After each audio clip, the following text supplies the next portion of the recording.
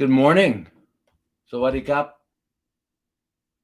สวัสดีตอนเช้ามาจากเมืองไทย um, from Thailand. And good morning, Asia, and all the neighboring cool countries around here. A lot of cool countries around here.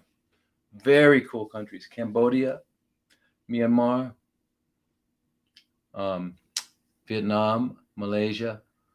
Pretty nice area around here. Yeah, not bad. You can get anywhere within an hour. So it's pretty cool. It's pretty cool. So then you got Singapore, and you got Kuala Lumpur, and you've got Jakarta, you've got all of India. All real close, all real close, all real close. Yeah, different part of the world than a lot of people from Europe and America are used to. Yeah, uh, and I grew up in America, and in America we were told that we had the well. First of all, we were told from the time we were young that we had the greatest country in the world, and we just accepted that. And most people back in the day never bothered to learn another language. If you don't speak English, then you're not very smart, right? So that's how we were. Um, I mean, that's how Americans were, and we were well known around the world as the ugly American. Wherever we traveled, there was, in fact, a book written about that called "The Ugly American." So that's what we were, and don't think it's changed too much. Ethnocentric is the word. Anyway, we think that's what Americans think. Um, Europeans are a little more. They're very ethnocentric too. I mean, a French person is French first, then a human being. A German is a German, then a human being. An American is an American, then a human being. Uh, Chinese is Chinese, and then a human being. I don't quite understand the requirement, the need that everybody has to be a member of a group. Um, I don't understand that, but it's called a need for affiliation. In psychology, we refer to that as a need for affiliation, and it's one of the reasons why it's the need that explains the phenomenon that I don't know the exact data, but something like 80, 70, 80% of the world's population lives in I don't know, one third of the Earth in urban dwellings in cities. It's the need to affiliate. It's the need to belong to a group. It's what happens to teenagers when they leave the home. They got to join a group, and it doesn't matter what that group is, as long as they're accepted and they're part of it. It doesn't really matter. It'd be great if it's great if it's uh, healthy, vibrating group that has as its goal health and vitality of all of his members, and did some really wonderful, beautiful, compassionate things for the community and so all that. That'd be great. But if they can't have that, if it has to be a gang, if it has to be a group that just kind of isolates and doesn't talk much, whatever it is the need to belong to groups. So yeah, it's pretty fundamental. You know, it's pretty human. And you all know they. There's no question about who they are anymore, right? All of you know them. We don't have to say anything more about defining who they are. But they know this. They know this, and they know that they can manipulate our behavior, manipulate our mass behavior. By the way, well, in behavior modification, the way behavior modification works, there's different kinds of schools of psychology, right? There's the humanistic side. There's the side that includes, Carl Rogers and Albert Ellis, and well, Albert Ellis is really rational, emotive, but there's anyway, there's a whole group of the I guess they're called humanistic versus, and then the other end you have the behavioristic. And the behavioristic, I love it. It's beautiful. It's beautiful. It's beautiful. It's so bizarre. It's beautiful. And you can't argue with it because it works. I mean, gosh, it works. But is it true? Who knows? the theory, the all that, where they say, I mean, John Watson, or was it B.F. Skinner? I think Watson was the founder of behaviorism, and B.F. Skinner was one of the greatest proponents. Anyway, one of them said, the mind, if it does exist, is a byproduct of behavior. An amazing statement, not something to be brushed off, something to be thought about. Think about it. Say it over and over again. Write it down. Think about it later. Think about it later. Don't ever, if you hear something new, write it down, think about it, read about it, understand it. Oh, while I'm at it, let me segue as I do. Acronyms, phrases, idioms. Idioms in language. You know what idioms are, and idioms, and idioms, I think, are for idiots. And basically what they're doing is a way of not thinking, right? A stitch in time saves nine. Birds of a feather flock together. The early bird catches the worm. If I say things like that, I don't have to think. I've already grabbed it from somewhere in my mind and I've given it to you, and you'll take it, you'll hear it, you'll take it, and you'll put it on whatever shelf you've already put it on, and we still haven't communicated because you've never heard anything different than what your perception of birds of a feather flocks together meant, and I didn't say anything different than that. I know this sounds bizarre, but it's not. Anyway, so it's just neat to affiliate, and it's really powerful. Gangs, groups. Now look what's happening around the world, right? You belong to this or you belong to that. What if you belong to nothing? What if you belong to this thing called the human race? What if you belong to these a blessed and fortunate entity in the biosphere, given the opportunity to be alive? Okay, so anyway, we're going to get into your questions, I promise. I'm sorry. What makes it so different? The areas you mentioned.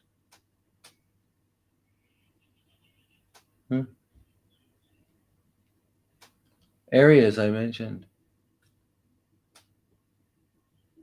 Hi from Hudson Valley. Hi from Chicago. Does mistletoe work on cancer? Yes, it does. It stimulates the immune system tremendously. It's very, very good. You've got to have an experienced mistletoe practitioner. It can't just be somebody who's read a few papers on it, right? Somebody who's been trained. Because there are different species. And anyway, so anyway, I wanted to. I'm glad we're all here, and good evening, America. Good evening, Europe. Good evening, Africa.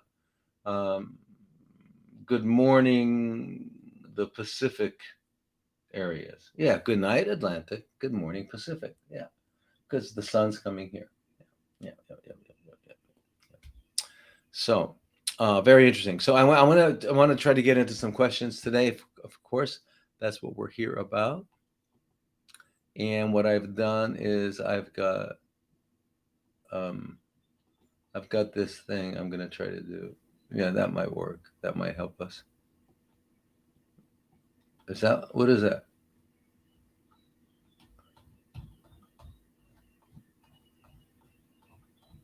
No, I don't need that for now. Okay, I just need this. Okay, yeah. Okay, here we are, guys. Ladies and gentlemen, and everyone else, boys and girls, and I cannot forget. I've got to give a shout out. As they say, because you're cool. If you're cool, you're going to say a shout out. I got to give a shout out to the furries. Any furries out there? Oh, know what a furry is? Come on.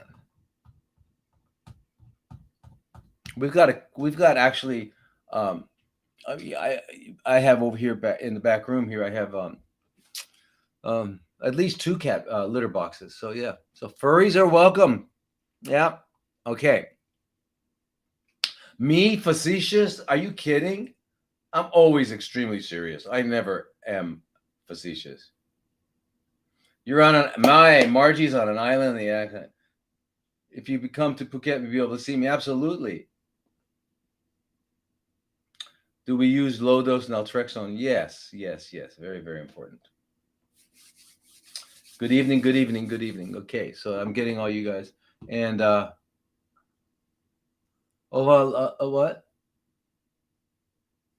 La, la, la.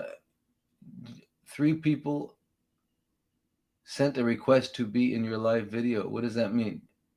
I'm not sure what that means. How do you get in my live video?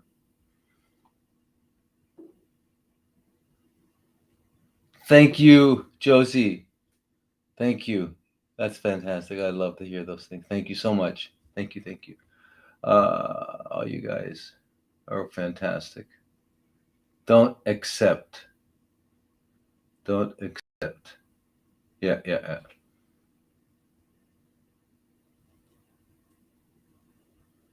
yeah. Okay, good. So it's all working, right? Okay. So anyway. Oh, Anne, first time. Welcome. Listen, for everybody whoever it's the first time, Thomas, I was told that bancha is the best green tea in. Is this true? I don't know what you mean by bancha. I think you mean matcha. Matcha. Matcha is just the whole plant ground up. It's a really good, strong green tea, and it's really good. Yeah, but it's not the only way. A sweeter one is like the sencha, which is just the ripe leaves at the top, and they're just kind of sweeter and fruitier. And yeah. But anyway, okay, we'll be getting into a lot of your questions. I really want to dive into the questions, but let's talk about gastritis. Yeah, furries. I have 2 poodles who know your voice. Well, furries. Sadly, you guys, furries is not what you and I would think they are. They're not animals. Tragically, and I mean, if I'm offending someone, I can't help it. It's just like, I think about it. What if you tried to make everybody happy? Not possible. You're going to make some people unhappy. So who do you want to make unhappy? If you could try to like decide who's going to be unhappy by who you are, it would be. I guess if I had a few furries that didn't really like me, I'd be okay with it. Anyway, what the furry is now is a person who identifies as an animal, as a dog or a cat. You guys have heard this? I mean, I didn't think it was true until I asked my one of the young people working at my center in Arizona. And oh yeah, since middle school we've been having that. I said, what? Okay, so what it is if you identify as a dog, then you can have someone come with you to school with a leash and walk you, and you can bark to the teacher. The teacher is obligated to bark back, things like that. And if you're a cat, if you identify as a cat, then the school is required to have litter boxes in the boys' room and the girls' room. I am not making this up. Were that I am. I wish I were making it up. It's too bizarre. I don't make you unhappy. Oh, okay. Oh, hey, Deborah. Hey, everybody. Okay. Anyway, so yeah, that's it. So I mean, and by the way, you guys, this is not really a worldwide phenomenon. This is pretty much United States of America. Yeah, America. America with a K, America. Remember George W. What's his name? George W. George W. America. Anyway, it's pretty much of an American phenomenon. Although, I mean, Europe is doing it a little bit, and yeah, there's a lot of. I mean, especially UK. UK is like on fire with this nonsense as well. So, anyway, I guess this was my day to offend certain people, and anyway, so what I'd like to do right now is especially everybody's we'll talk about fasting. Yeah.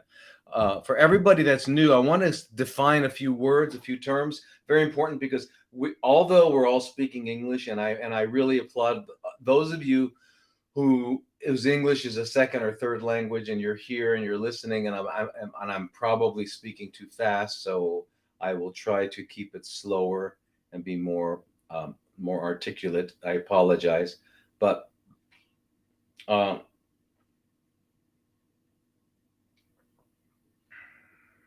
Um, I'd like to define some terms because although we're using English as the language we're speaking, I'd like to define some terms because if we have different definitions of words, where's my other glasses? There we go. Yeah. If we have different definitions of the same words, it's almost like speaking two different languages, right? So there's a few words that we want to define so that we will use them, okay? And when there's really good reasons for it. And it's just a couple, not many, just a couple fundamental. And then as we go along, if there are any other ones that pop up, we'll know about that. But number one is there's you all know that in 1910, the Flexner report was released and forever changed what they call medical education. And Rockefeller Institute, Simon Frexler, Abraham Flexner. Abraham was the guy that wrote it, sort of. Anyway, and what developed out of that was the allopathic medical model, um, um, the disease model. And this disease model is basically, we could call it a disease myth, and we could call medical doctors, MDs, mythology doctors, because they are extremely well versed in all the myths regarding these phantoms called diseases. Right? There are diseases, and you never know when you're going to get one. I mean, I mean, a disease could just pop up anywhere at any time. You could just be going to the store and you're going to run into a disease. So what I advise is you got to be wearing a mask and maybe something over your eyes with just some little slits. And if you really want to be careful, guys, wear a condom. When you go out the door, if you're going just to the store or you're going to drive in your car, we're just talking, just be safe. And it takes a minute. But to work on everything, right? And I think we should wear gloves and socks and shoes and plastic socks and shoes. Maybe cover our bodies and wear wetsuits, right? Is that right? Because there's diseases, and it's either bad luck or genetics. And it doesn't matter what you eat. It doesn't matter what you eat. Doesn't matter what you drink. It doesn't matter when you sleep. It doesn't matter if you move, huh? Do you understand that that's what they would like? Do you understand? You guys understand that I'm saying this with tongue in cheek, and these guys are actually serious. They're coming off like trying to get like, oh, of course. There's a disease. It's called diabetes. There's no disease called diabetes. If I'm eating pasta, bread, potato, and rice, and I got a lot of glucose in my body, in my blood, in my extracellular fluid, my interstitial fluid, what's going to happen? More, my body's got the wisdom of God. God who kind of put this together. And so therefore, in order to survive, I've got to become insulin. My cells have to be insulin resistant or the glucose will kill them. So it becomes insulin resistant. It's an adaptive response, necessary response. It's not a third-party thing called diabetes that got into me. It hangs out in my right elbow mostly. But, it depends. Nighttime, it might move from my elbow over throughout my body. You never know about these diabetes. You know what I mean? So you know what I'm talking about? Yeah. And then hypertension. Oh, my God, the silent killer. It's true. A lot of times you don't know you have high blood pressure. And a lot of times, and chronic high blood pressure causes problems over time, big time. Yeah. And anyway, again, it's from, your arteries are getting plugged up. There's different reasons for high blood pressure. 90% of high blood pressure is what the medical profession calls essential high blood pressure. I love their words. Their words are just so, I mean, they're just so, what's the word? Um,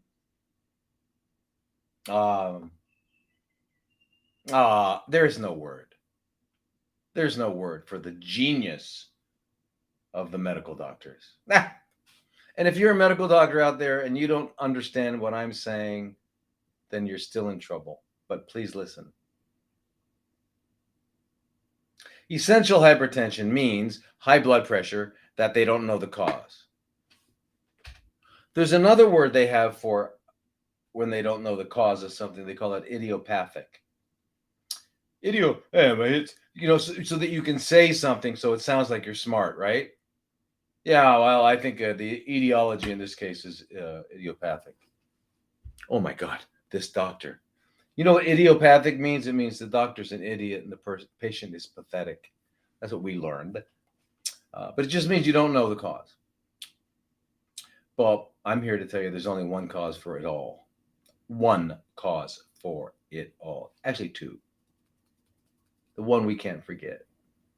The one we can't really modify too much. It's called karma. Or you can call it the will of God. Or you can call it providence. You can call it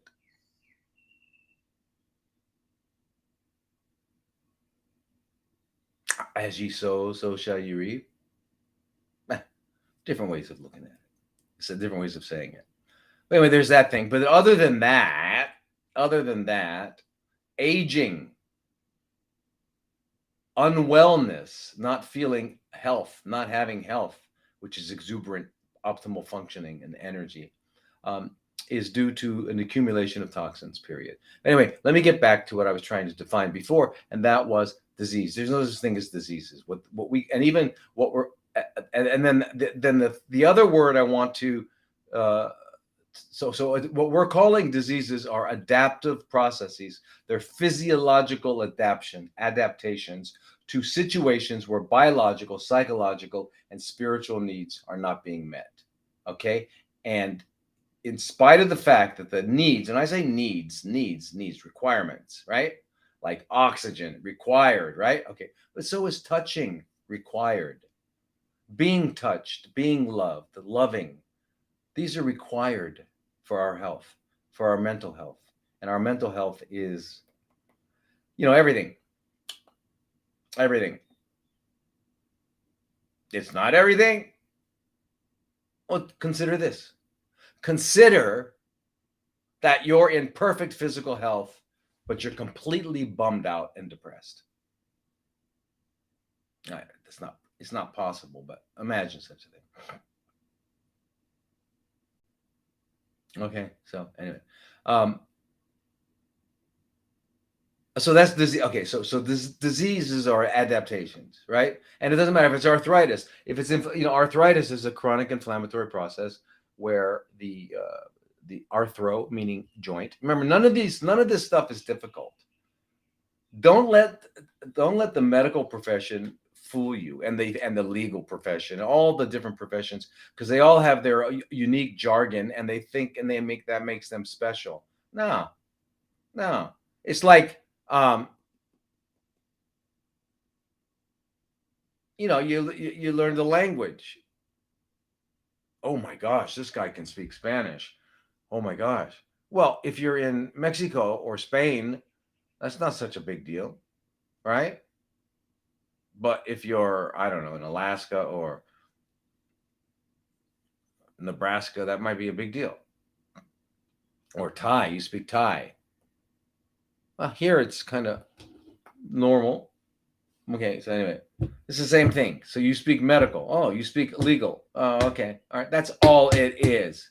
All right. So don't think that what we're talking about is that these guys are smarter. Doctors are not smarter. In fact, most doctors are literally less intelligent than all of you. I'm telling you, combined. All of them combined are less intelligent than one of you. Why? Because they have abandoned themselves. They've stopped thinking. They no longer think. They only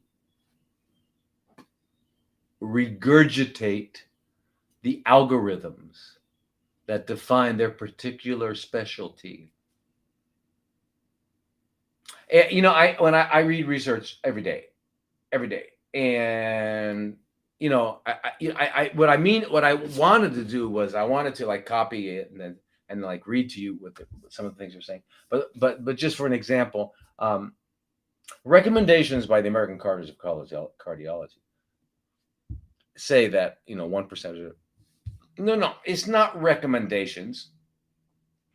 If you are a cardiologist and this situation exists, then this is how you have to respond. Period. Period.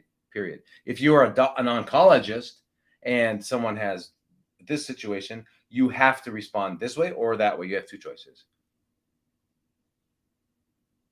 Otherwise, you're committing some sort of regulatory offense. All right. So anyway, so, but I want to get rid of the word. There's another one. So the Rockefeller in 1910 hired Simon Flexner, who worked for the Rockefeller Institute, which wasn't called the Rockefeller Institute then. And his name was Abraham. Abraham presented his paper. It became, the Rockefellers and the Morgans, J.P. Morgan, paid to the different schools literally millions of dollars to go that way, to use their curriculum, use their curricula, to use their standards, and to abandon homeopathy, and to abandon naturopathy, and to abandon chiropractics, and to abandon osteopathy. Also, osteopaths got in. Now, osteopaths, MDs, same thing now. A DO and an MD are the same thing. Originally, I thought a DO would be really great because it's the combination. I thought it was the combination of a chiropractor and a medical doctor. I thought, well, that'd be pretty cool. But then now they've morphed. Now we've got DOs that are pushing gas, passing gas, anesthesiology. So they're not laying hands on, and they're not adjusting or moving or anything like that. But anyway, so that was the thing. And then it took a decade or two, and the number of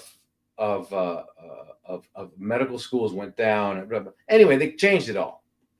Well, one of the words they came up with was this word called cancer, and even though it had very little relevance in when John D. John D. Rockefeller Jr. Started an organization which later became the American Cancer Society. I think in 1908 or 1909, the data was that 0.07%. 0.07%. You know how small that is? When you say percent, you can add in another two zeros. So it's 0.007 of the population in America died of cancer. So a situation which had that minimal significance, they started an organization called the American Cancer Society. I mean, it became later, got that name. And now 40% of the population, 40 to almost 50, 45% of the population is dying from this situation. I guess they just, knew something. They had this vision of the future. I don't know how they knew that. Anyway, but what it is, again, we're talking, remember,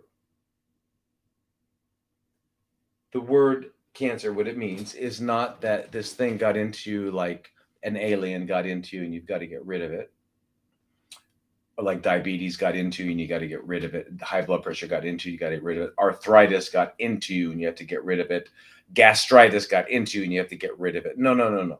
These are processes that are going on in the body as adaptations, okay, period. And what we need to do is one thing. It's really simple. Think about it. All you got to do is change the environment in which you live to the degree that all of your biological needs are being met and that this is no longer required. This adaptive process called diabetes, high blood pressure, cancer is no longer required. Because it's only going to, remember, the law of nature is the law of necessity. Things happen because they have to happen. There's not another reason. They don't happen because it's a good thing, right? It's really good. I mean, that, the flower is pink. No, the flower is pink because that's the wavelength that we're seeing. But it also has some really fundamental biological mechanism by which the microorganisms and the pollinators and all that, the bees and the birds and things like that are attracted and move towards it. So all these frequencies and stuff that are necessary for the whole thing to work, from our perspective, from our visual apparatus, we see pink and purple. So we're like, oh, that's beautiful. So we're going to preserve them. I mean, it's all, the universe is functional. God did way more than we could ever figure out. God, there's no way to begin to understand how unbelievably, incredibly profound everything is.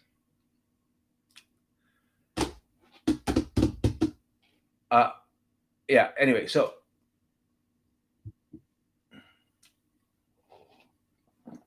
okay, real quickly, there's a question there. Do you believe that light is matter? Well, first of all, if we're going to answer that question, Justin, that's a good question. What is light and what is matter?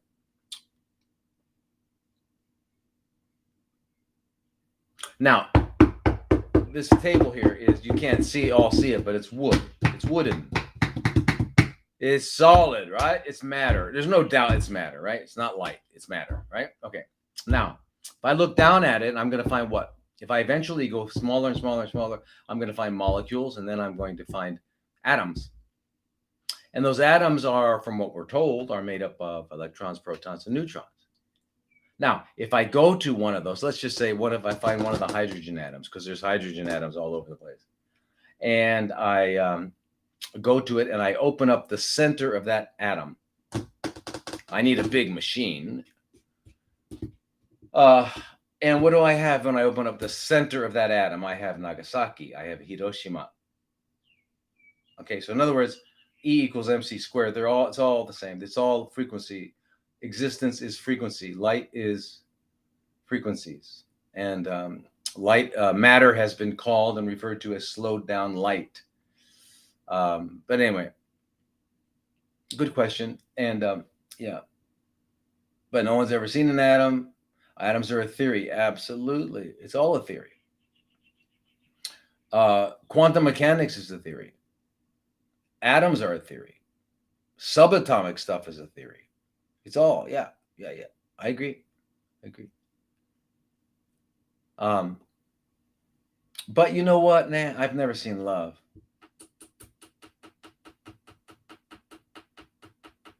But I felt it. And I love it. I love being in love. So I don't know if I have to see something for it to be real. Anyway, let's not, we're way, as you can see, we can go really off far, but, so I wanted to change the word from cancer to chronically fermenting cells, because these are cells that are fermenting. They're fermenting because they lost their mitochondria, period. That's it. Nothing more, nothing less. Don't let them tell you anything else. Don't let them say, you've got this very rare, let's call it Rockefeller cancer. Rockefeller made this word. Rockefeller Industries has spent literally hundreds of billions of dollars in that word, so that when you hear that word, you're paralyzed. You're paralyzed. Psychologically, you are paralyzed, and you can't make a rational decision. It's as if you've had a psychological frontal lobotomy. Your prefrontal cortex and your rest of your brain is disconnected, and you can't make a rational decision. Why do I say that? Because how many people are told that they have this Rockefeller word, and they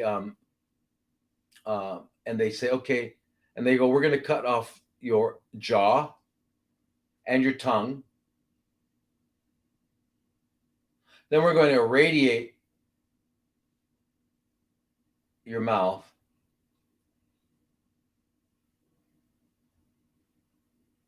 And then you have a chance of, I don't know what they tell them. I'm telling you about a real situation that I saw. One of the greatest tragedies that I've ever seen. And I've seen a lot, but this is up there with the most atrocious of them all. Horrendous. I don't think this woman knew what she was signing up for. Because now she had her jaw gone. She was irradiated. She couldn't salivate. No tongue. She couldn't talk. She couldn't eat. She had a tube stuck into her stomach where they were feeding her. And she was trying to take care of her little girl. She was trying to take care of her little girl. She wanted to be there for her little girl. It was, I don't know, to this day, I can't fathom that. And the guys who did it, you otolaryngologist, and it's really hard for me not to use words I'd like to use for you guys, but you think you did a good thing? You whoever did that to this woman, you went to sleep that night and the next night, and it was okay? You had dreams? Everything's okay? You ate that night? You played with your daughter that night? Did you? What'd you do to this woman? You destroyed her life. Because during that time, I had at the clinic 2 other or 3 other people. It just so happened, and it's always that way. It comes in waves. I mean, I don't know why. Who knows? The universe is beyond. But anyway, I had 3 people with a similar type of lingual condition who didn't get surgery, who didn't get radiation, and who were walking around eating, talking, salivating, and enjoying their lives, okay, and smiling and laughing, okay. And this poor woman was, I mean, you guys, please picture this and understand that this is called standard of care. Do you anybody out there think that Joseph Mengele did anything worse?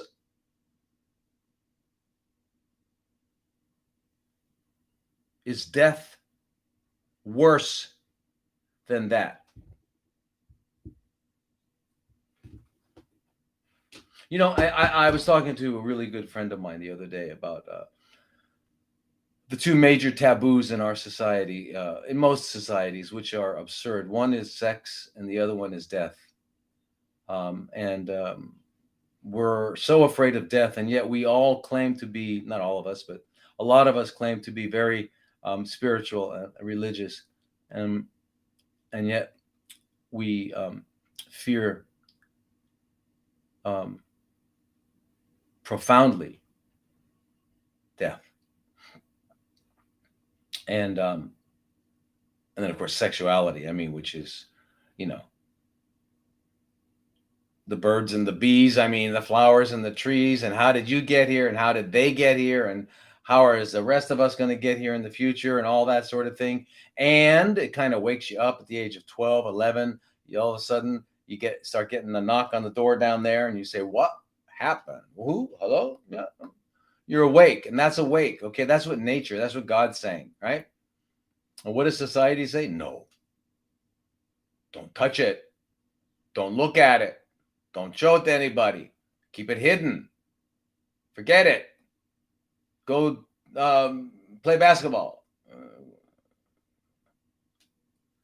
Anyway, so yeah. So anyway, but anyway, so that's the thing. This poor woman. Anyway, It's chronically fermenting cells, by the way. And just as a quickie, I want to tell you something, all of you. If you have any questions about surgery, here's my answer. Hi Karima, if surgery were the answer, cancer, chronically fermenting cells, would be easy. If chemo and radiation and surgery were the answer, and this new fantastic immunotherapy, if they were the answer, then we wouldn't be having this show right now. It would all be easy. But the truth be told, the truth, you open your eyes and you can see. It doesn't work. And I don't care. Yes, you'll find cases where it's worked.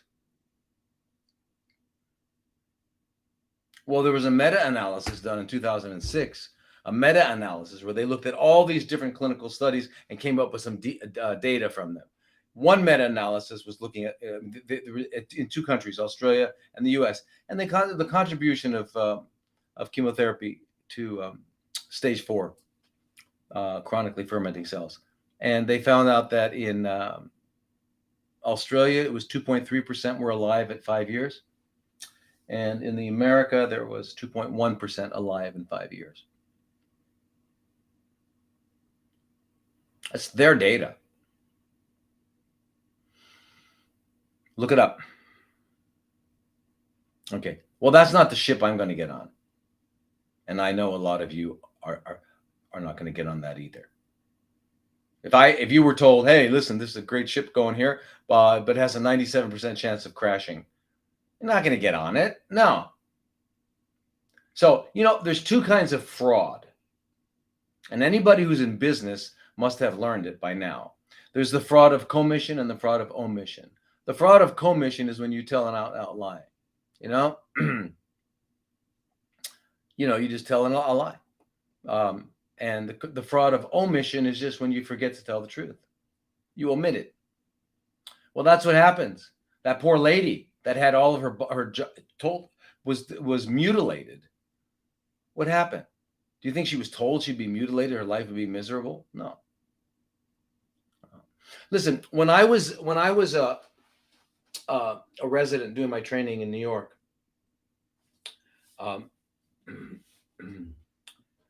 I learned something really, I think, profound that has stuck with me. I hate that. See, I used an idiom. Why did I say that? I learned something really profound that I am still amazed at.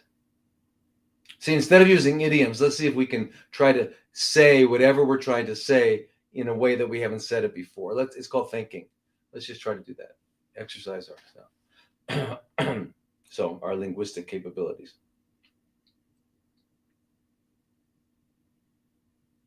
Anyway, so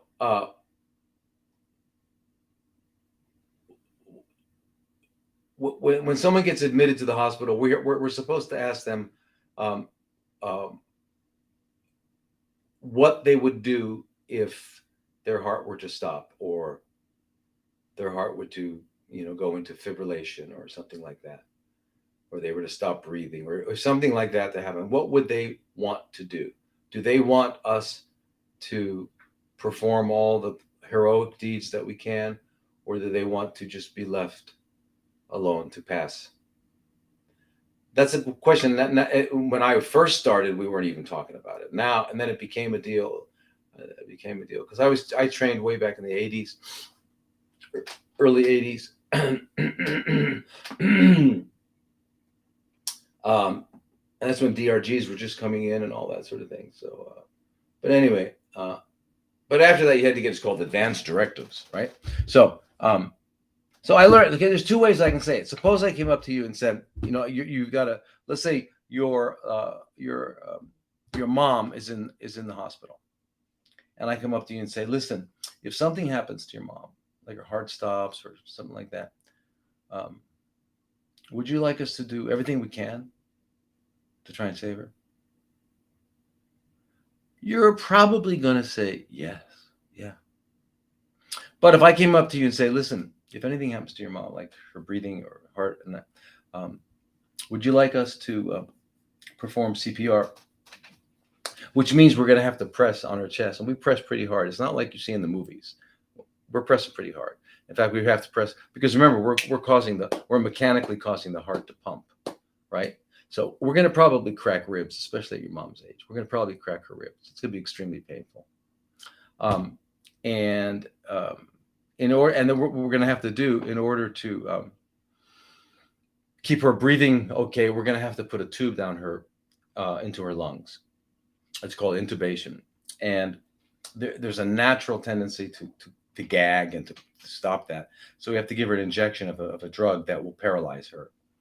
And if someone's paralyzed, they can't know it. I mean, if you're paralyzed and you're wide awake, that is terror. Talk about terror, that's terror. So we're going to have to sedate her as well. So we'd have to sedate her, paralyze her, and then we would do this and we'd crack her ribs and put a tube down her like that. So she really won't be. So if I asked you, you realize there's two ways I could have asked you the same thing, and I would have probably elicited a different kind of response. So I just want you to remember that. Keep that in mind. Keep that in mind.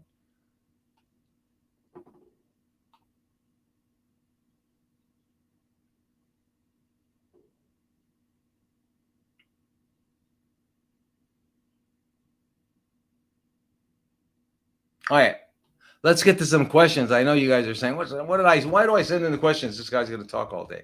Sorry, let's go to some questions. Let's go to the top. Okay. How can someone restore kidney function? Well, all right. So that I mean, that's a good question, and you all know what the kidneys are, right? We've got these two kidneys over here. They get about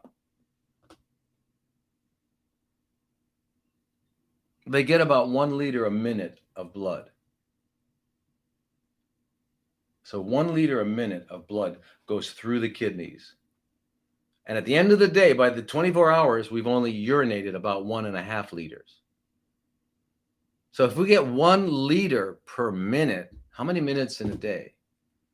I don't know. Whatever it is, that's how many liters are going through our kidneys, okay? But out of that, only 1.5 liters is being excreted. That means the kidneys are doing what? They're filtering it, and it's amazing. Now, when you're talking about an organ, I'm going to give you some medical jargon because I know you all can get it. It's not over your heads. You guys are smart. You're smart. You're much smarter than the guys you go to see for your help you. But anyway, when we're talking about an organ, we talk about there's the connective tissue, the blood vessels, and there's the parenchyma. The parenchyma refers to that part of the organ that does the work of that organ. So the liver has parenchymal cells. The lungs have parenchymal cells. The kidneys have parenchymal cells. Those are the cells that do the work of that particular organ, right? So the parenchymal cells of the kidney are called glomeruli, and they're little filters, and they're made of capillaries, and that's what they are. And there's like about a million and a half per kidney. A lot of these little guys, right, in there. And so it's brought in, the blood's brought in, and then it goes through the nephron, and then it goes through these different tubes and back out. Okay. So as you can see, most of that is reabsorbed. But what is filtered out and what is in the urine? So what is the kidney responsible for? Maintaining electrolyte balance, right? So you don't have too much sodium or too much potassium or too much calcium or too much magnesium, or that you can conserve it if you're losing it too much, or things like that. But also, what's the difference between the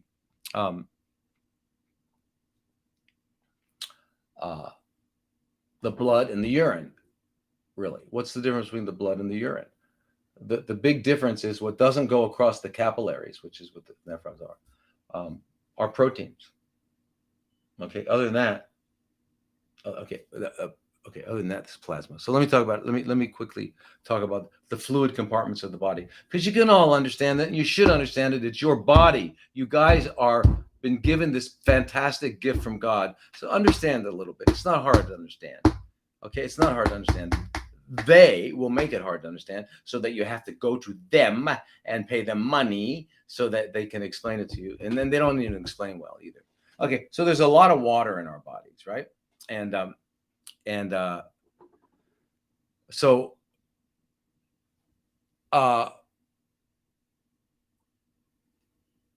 and there's two places the water can be. It's in the cells. It's called intracellular, or it's extracellular. That's it. Two places in the cell. Now, there's twice as much in the cell as there is outside the cell. Okay. And what's very interesting about in the cell is that the relationships and concentration relationships and gradients and ratios inside the cell is similar. You can almost consider it one organ of every cell. They're all the same. All the same. Brain, kidney, liver, stomach, bone, doesn't matter. All the same. And the same in the dog, and the same in the bacteria. It's crazy, because this is the mechanism by which life can exist. By the way, viruses, whatever they are, don't have any of this. They don't breathe, they don't eat, they don't drink, they don't have any waste products, and they don't procreate. Therefore, they don't have any of the qualities that we have determined defines life. So they're not alive, so you can't kill it. How can you kill something that's not alive? Okay, the whole thing is a hoax. But anyway, what was I trying to say again? Okay, so what I wanted to tell you about was the fluid. Okay, so half of the fluid is in our cells, the other half is extracellular. Okay, that extracellular is made up of what? What's outside of our cells? Well, there's the blood, and then there is so the blood is in the blood vessels, right? And then there's something called the interstitial fluid. The interstitial fluid is all the stuff that's in the blood minus the red blood cells. And so everything else goes across. Okay? And that happens at the capillaries. So all the cells in our body are being nourished, and the wastes are being removed through the capillary exchange. Okay? So arteries bring all that stuff over there, the capillaries exchange it, and then the veins take it away, and the lymphatics take it away. But the exchange is there, and what passes through the membrane of the capillaries? Everything except protein. Okay, so there's more protein in the blood than there is in the plasma. Plasma is that part of the blood that is not red blood cells. That's all. Simple. Plasma. What is it? That part of the blood that is not protein, that's not red blood cells. Okay, so it's not red. What color is it? It's the same color as urine. It's the same color if you've ever had ascites and they take it out. It's kind of a pale yellow. You ever had a pleural effusion? They take it out. It's kind of a pale yellow. Okay, that's it. It's called plasma. Okay, so that's where the plasma is. So now, and let me just tell you about this water, because we're talking about the kidneys. The question was about the kidneys, right? All right. So we normally we ingest about 2,000 liters, milliliters a day, right? 2 liters, 2.1 liters, 2.3 liters, 2.5 liters of food in our food and our drink, right? Okay. We produce about 200 milliliters of water in metabolic reactions. So, for example, when an amino acid and another amino acid come together and become, so you got an amino acid, and it comes together, you got a dipeptide, two amino acids, and they meet with another one, you got a tripeptide, glutathione, for example. Anyway, those reactions are called hydrolysis reactions, and water is produced. And then there are many other metabolic reactions too that produce water. But through all of our metabolic reactions, we produce about 200 cc's of water per day. Okay, so we drink about 2,100, 2,200, 2,300 cc's of water. We produce about 200 cc's. Okay, so our total intake is somewhere, what, 2,300, 2,400, 2,500, right? Okay. Now, in our skin, we're sweating, even if we're just sitting around, about 350 cc's a day. If you exercise, you can exercise vigorously and excrete up to 5 liters of sweat per day. Okay. In the lungs, just breathing normally. Again, another 350 milliliters of water. Not a lot of water, okay, unless you're exercising. And then, of course, there's in feces, and then the urine is about 1,500 milliliters a day. So altogether, what's going out is going in about 2,300, 2,400, 2,500 out, and 2,500 in. And that maintains our water balance. Water is very important.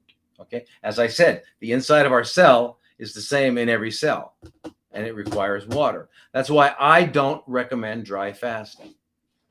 Dry fasting makes no sense to me because your body, in order to function, needs water. Okay, so now,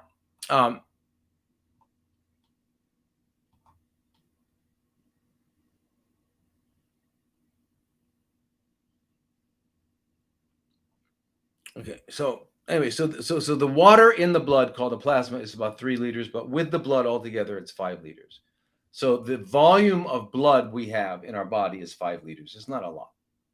It's 5 liters. Okay. And remember, 1 liter is going through your kidneys every second. That's amazing. So your kidneys are just like busy cleaning them out. What are they getting rid of? They're maintaining electrolyte balance, which is essential, because if your sodium's too low, you become a vegetable. If your sodium's too high, your brain explodes.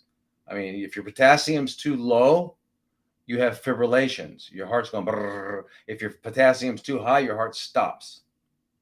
I mean, in the same with calcium, magnesium, they are really tight. The other thing that the kidneys maintain, which is really, really, really, really, really important, is your acid-base balance. Your acid-alkaline balance is up to the kidneys, so it's very important.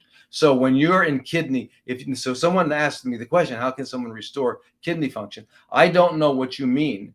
If you're in, because they have this really weird definition of kidney problems. Okay, so remember those little glomeruli, which are the units. Okay, so what they do. Remember what do? They filter the water. Okay, they filter, and then it goes through the tubes, and the tubes pull in the sodium and pull out push out the potassium, or whatever they're doing, the magnesium, and whatever they're doing, all those tubes. So it goes through the filter, and then the tubes, the collecting tubules, and there's all these tubes after, and then there's the distal loop of Henle. There's all these names for it, and then in the end, the urine comes out. All right, so what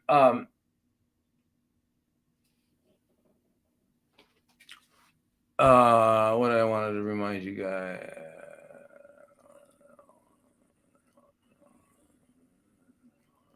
Okay, so anyway, so you just keep that in mind in terms of water balance, because water balance is very, very important. So now they usually they say that the average man is 70 kilos. And of course they use the average man because men write these things. I don't understand why it's the average man. Why isn't it the average woman? Because the average woman would be 50 kilos, but they always talk about the average man, 70 kilos. So based on the average man, 28 liters is what they call intracellular in the cells, and 14 is extracellular. Of that, 11 is in the interstitial fluid, the fluid surrounding the cells, and plasma is the blood, 3 liters. Okay, but with the red blood cells, you're 5 liters of volume. Okay, now that 11 liters of fluid in your interstitial fluid, that's the fluid in which your cells live. That's the fluid in where all the hormones are, all the oxygen is, all the nutrients are, all the secretions by this cell and that cell, and everything, because there are hormones which are chemicals produced by a distant gland, and then there are paracrine, which is hormones. We don't call them hormones, but they're the chemicals produced by an adjacent gland, and then there are autocrine, which are chemicals produced by the cell itself for its own use. But anyway, so this interstitial fluid, which also contains not only what you've eaten and what you've drank, what's come in through your skin, what's been produced in your body, and importantly, and don't ever lose sight of this, what you have not excreted. the waste products.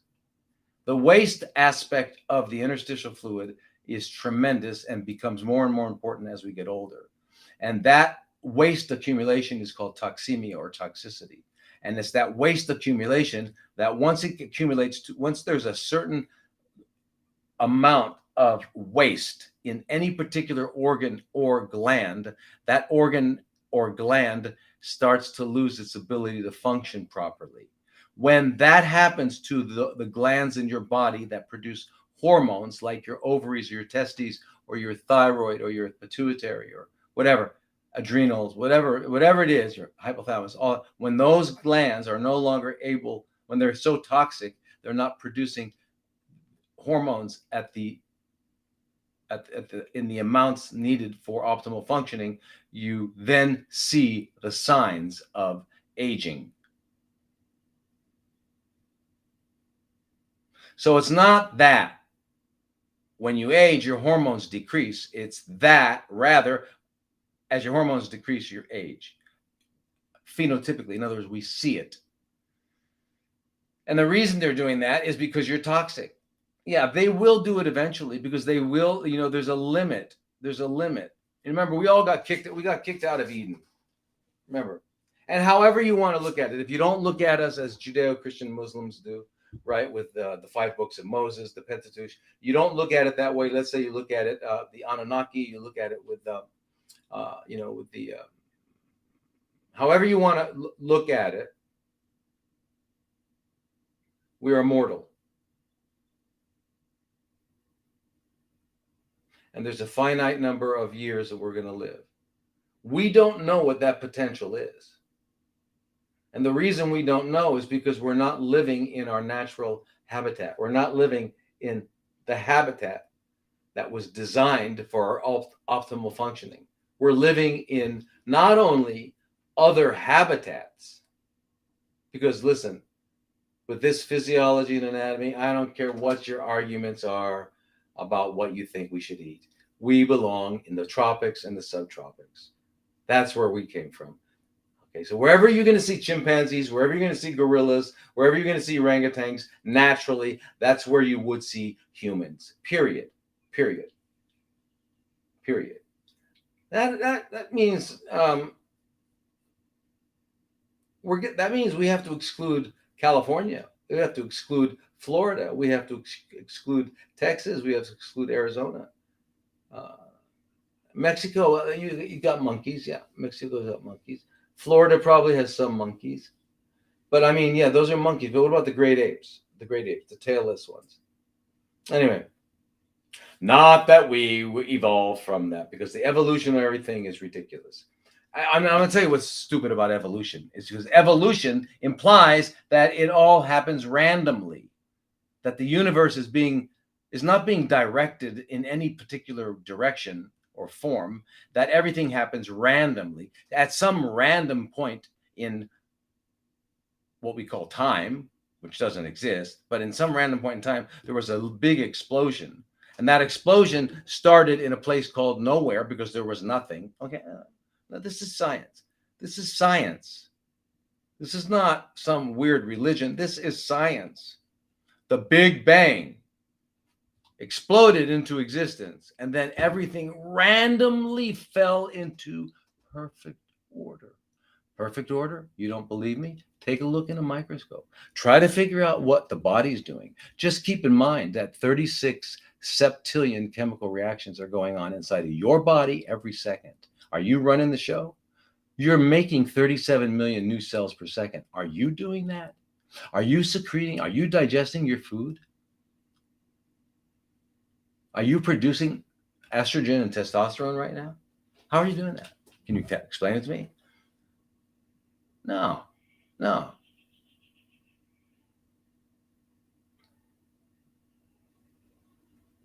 It doesn't take faith to consider the Big Bang as being anything other than absurdities. It takes suspending any rational ability that you might have. You have to suspend your rational abilities. If you think that there was in a place called nothing, you got to understand nothing means not even space, because space is something. So there wasn't even space. There was nothing. But out of that nothing, everything exploded and fell into perfect order randomly. And random is the universe, right? That's the universe. The laws of thermodynamics, right? Says that everything is on its way to disillusionment. Everything is going apart and falling apart. Everything is settling.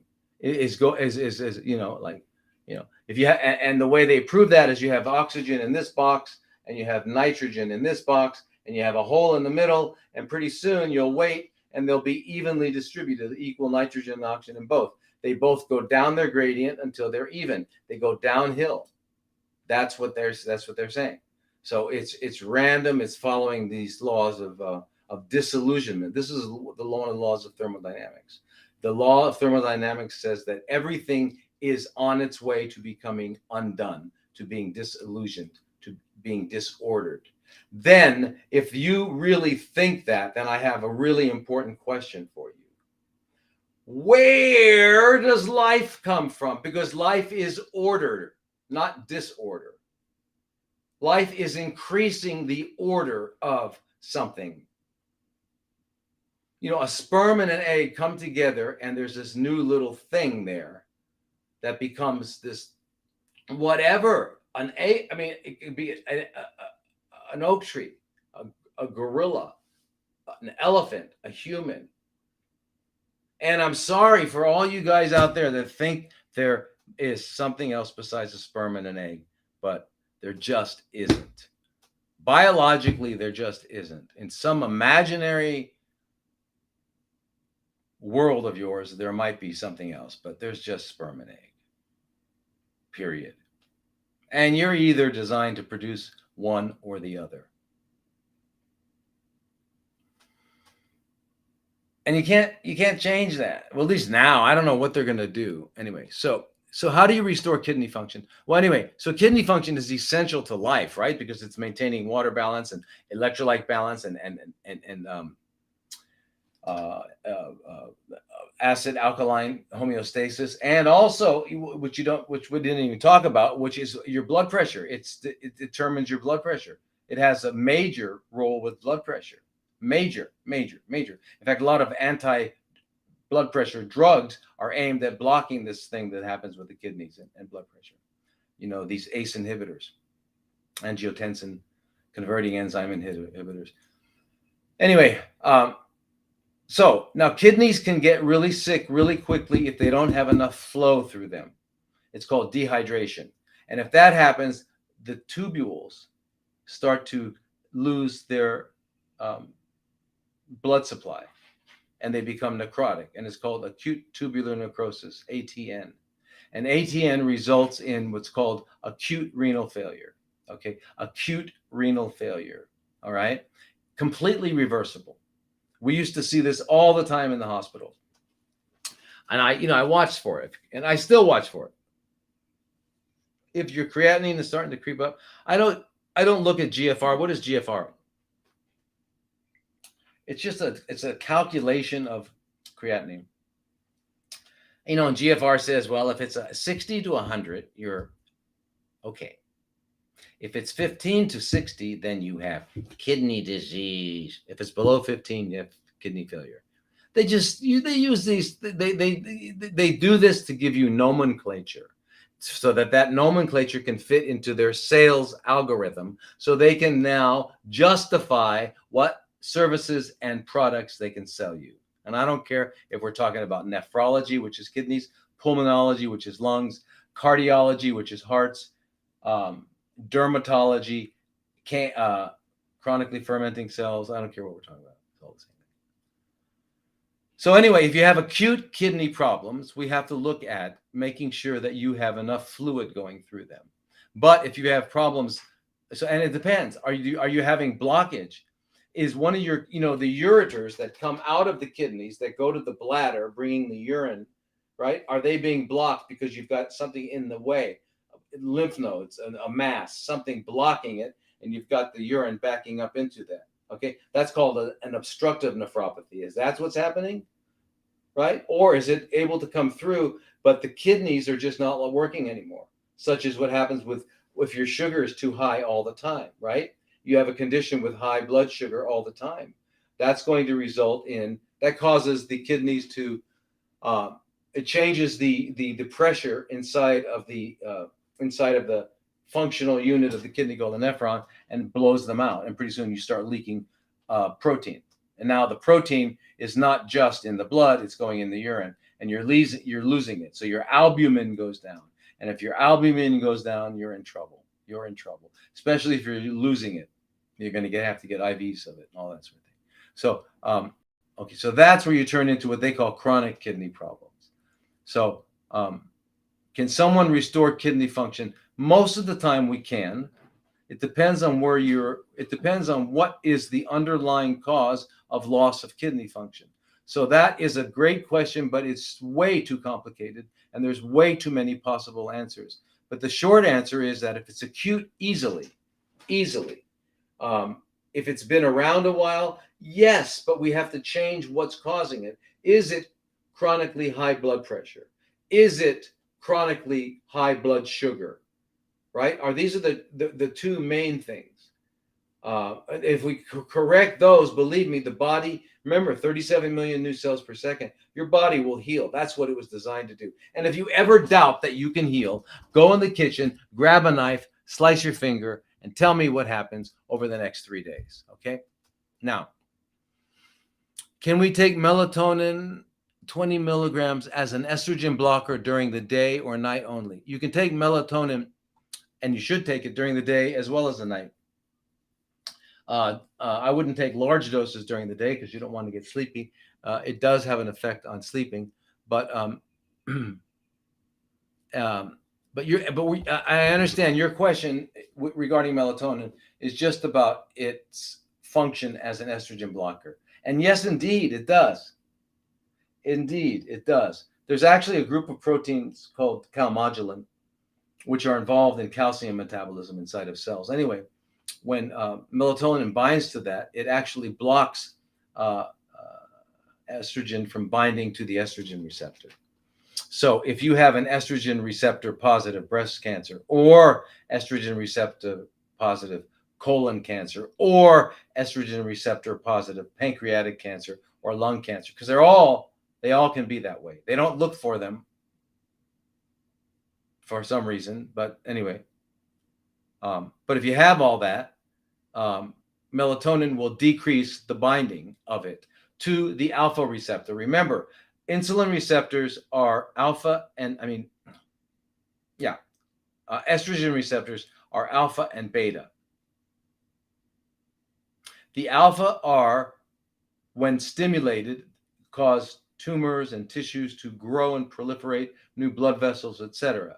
The beta is the opposite. Now, the neat thing that melatonin does is it downregulates the estrogen receptors alpha and downregulates the number that are being produced, number one. Number two, blocks them from being bound by estrogen so that they don't get the downstream effects of it, which is blood vessel growth and tumor progression.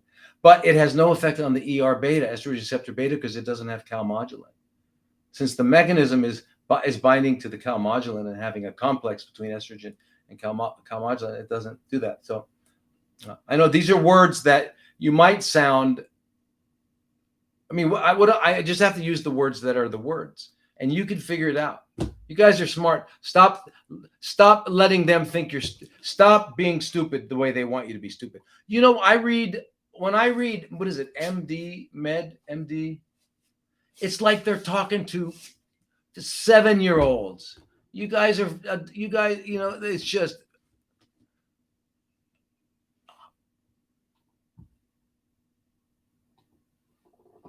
let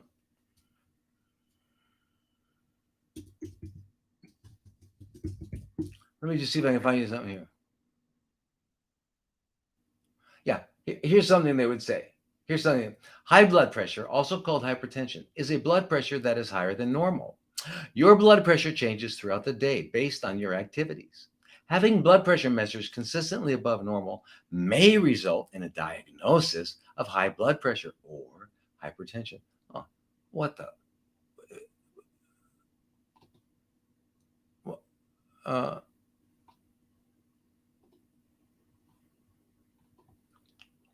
Excuse me, folks. Let me find where I was. Yeah. Anyway, is that was that like condescending?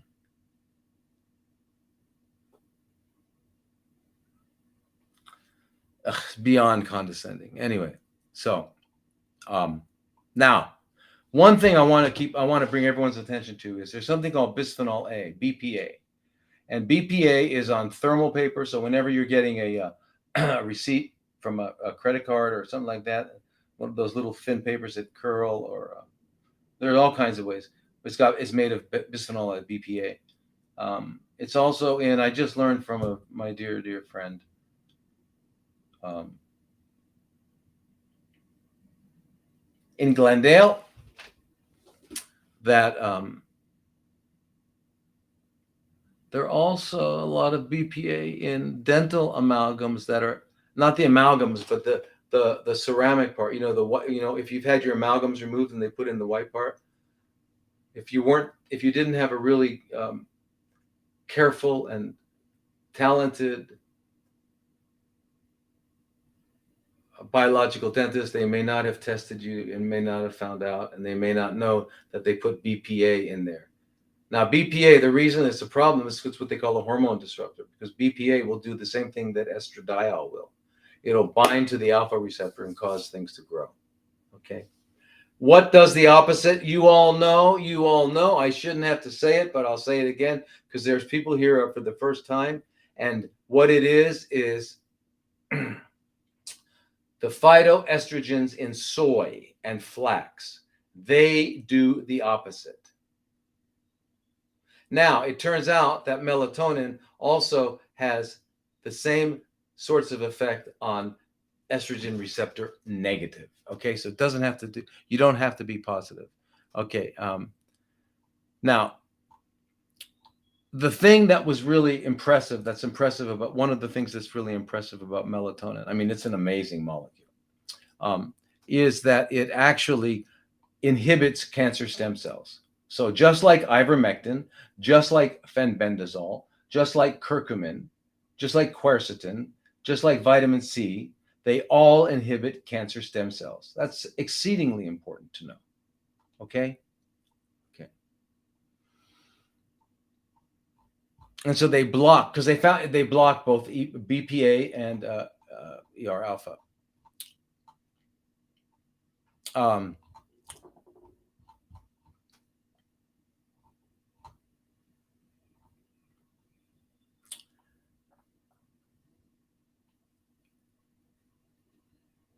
Okay, and so now, also keep in mind, please keep in mind that um, um,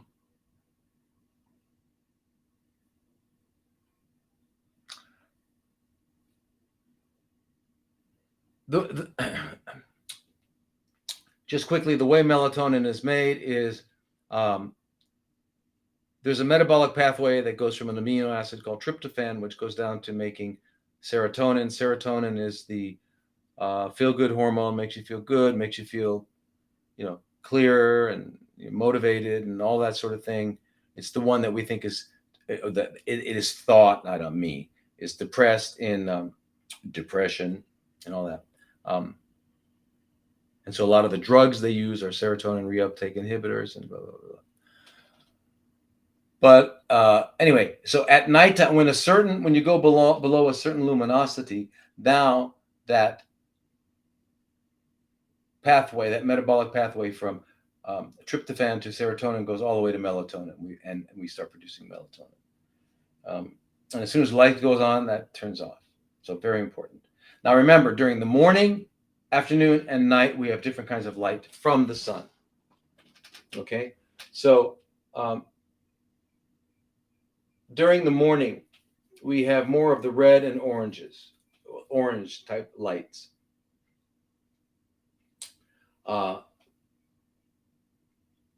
then by around midday, it's more blue lights. And the blue lights are inhibiting melatonin. And then by nighttime, we get back down to the reds and oranges, which allow melatonin production. That's kind of the way we were designed. But now we have artificial worlds and artificial lights and all that sort of thing. So everything's different. So you've got to be aware of that. You've got to wear whatever you got to wear. Stay away from things at night, electronics and all that.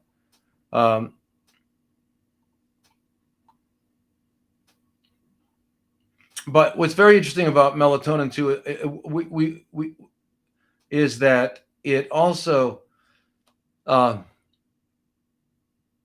it partially regulates the reproductive system as well. And we know this when we look at people that live in the northern latitudes, like in Norway, Finland, Scandinavia up there, where they have maybe in the northern areas, they might have 2 hours of light during the winter, and then 2 hours of day during the summer. I mean, the opposite, yeah. So anyway, it's found that pregnancies go down during the winters. There's not enough melatonin. There's not enough it's gonadotrophin releasing factor from the hypothalamus to the pituitary to the ovaries. It's this whole process. Anyway, we weren't designed to be there. Okay. And high levels of melatonin can actually suppress ovulation, suppress the onset of a female having her menstrual cycle. So it's very much related. So because it has to do with estrogen and progesterone. So therefore, what is the answer? What is the answer? This is all great information, but what is the answer? The answer is that we're designed to live in 12-hour days and 12-hour nights. We're designed to go to bed by around 8 p.m. It should be in total darkness. I was reading a study this week where if it's not total darkness and a woman has breast cancer, or a man has prostate cancer, it increases the likelihood of bone metastasis if you don't have complete darkness. So you want to have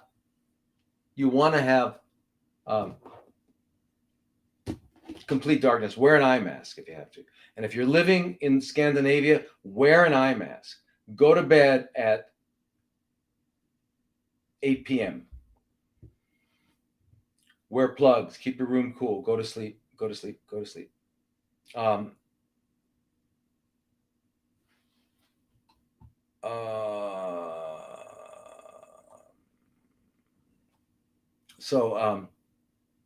Anyway, so that is its overall effect, and it's actually it's also what they call the selective estrogen receptor modulator, which is like what tamoxifen and those things are. So it's really, really amazing, important.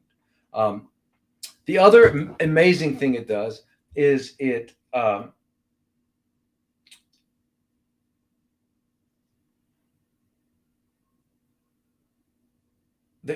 there's a couple of what they call adhesion molecules.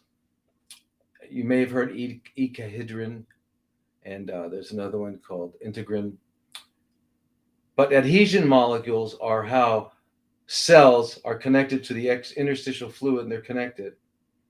When they lose that connection, they go through apoptosis and die. And that's important because that's how the cells in our gastrointestinal tract die. As soon as they lose that connection with the basement, with the interstitial fluid, they go into apoptosis and die. And that's very important because every 3 days, we need to have a new lining of our gastrointestinal tract from mouth to anus. It's a turnover. Our skin is turning over fast, and our hair and our nails are all turning over fast. All right. And that happens through this. So that loss of connectivity. Okay. So now the melatonin actually increases the expression of these. That's very important. Because in order to have metastases, you've got to downregulate the expression of these adhesion molecules so that the chronically fermenting cells can move through and get into the blood vessels or lymph vessels, and travel to distant sites. But if they can't move through, if they can't maneuver through because everything's held together, it won't happen. Now, so you can take melatonin during the day, small doses, maybe 3 to 5 milligrams, several times a day, and then at nighttime take a large dose of anywhere from 60 to 120 milligrams. And just do that. That's plenty. Since the early 90s, we've known that blind women have less breast cancer than women who can see. All other things being because blind women are always in the dark, they're always producing melatonin. Okay, but melatonin has other things. It's a very, very important antioxidant. Right? And remember, oxidation causes inflammation, being on fire. And chronic inflammation underlies all chronic degenerative conditions, including chronically fermenting cells, arthritis, whatever you want to call it. So directly, melatonin gets what? The hydroxyl radical, the superoxide radical, the peroxynitrite. The hypochlorous. These are all the major oxidative molecules that really destroy our biological integrity. Right? Okay, got that right? So it's it does that. So while you're sleeping, the melatonin is going around and it's cleaning up all that, the hydroxyl radicals and all that sort of thing. Very, very important. It's the night janitor, okay? The other things is it inhibits the activity of telomerase in those chronically fermenting cells. Because remember, if they have increased telomerase, remember what those are? Telomeres are those little things that are on the edges of cells, and the longer they are, the longer that cell will live and continue to be able to divide and replicate itself. The shorter the telomeres are, the less lifespan it has. So the telomerase, which increases it, is increased in chronically fermenting cells, and this stops it. It also stops epidermal growth factor, which are the HER2 stuff. So you're interested in HER2, melatonin. HER2, melatonin. And remember, the HER2 is one of 5. There's HER1, 2, 3, 4, and 5. They're also called epidermal growth factors 1, 2, 3, 4, and 5. And then they stimulate, so not only epidermal growth factor, but also stimulates the mitogen activated protein kinase, or the MAP kinase, right? Which also is another pathway for the whole chronically fermenting things. But anyway, it turns out that melatonin gets it. Melatonin also stimulates the production of IL-2, which is very important. We give IL-2, and it blocks systemic inflammatory cytokines such as IL-6. So it's just pretty amazing. Pretty amazing.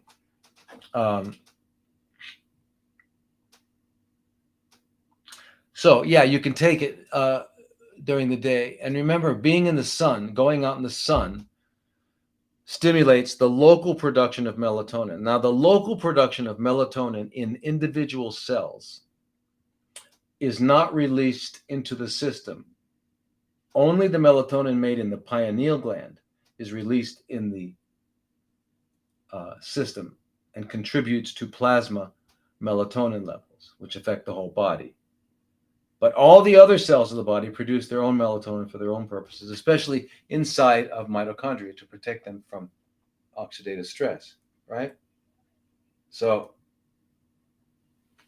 I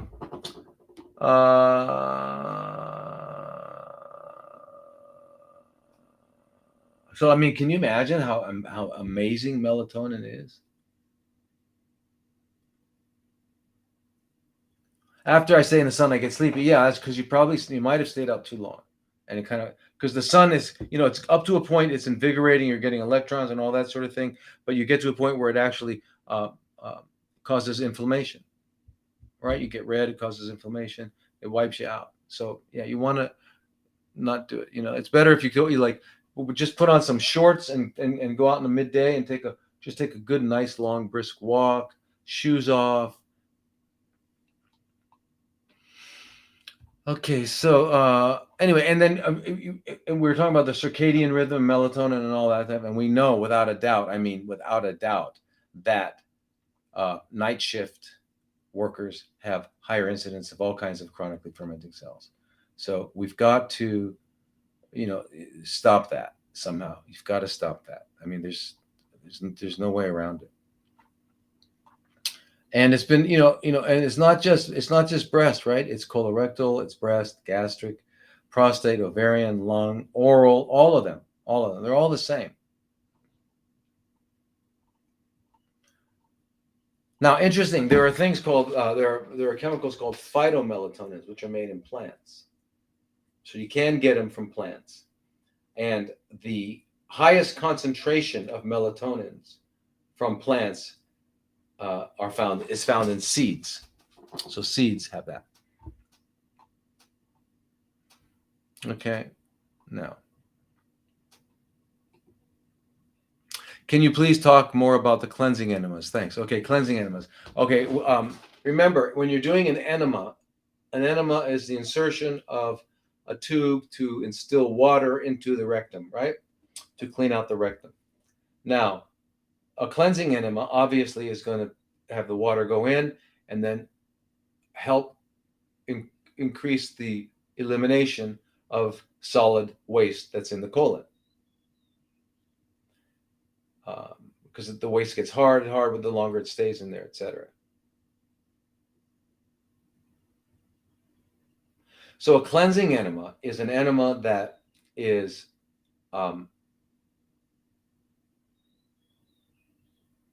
designed to cleanse.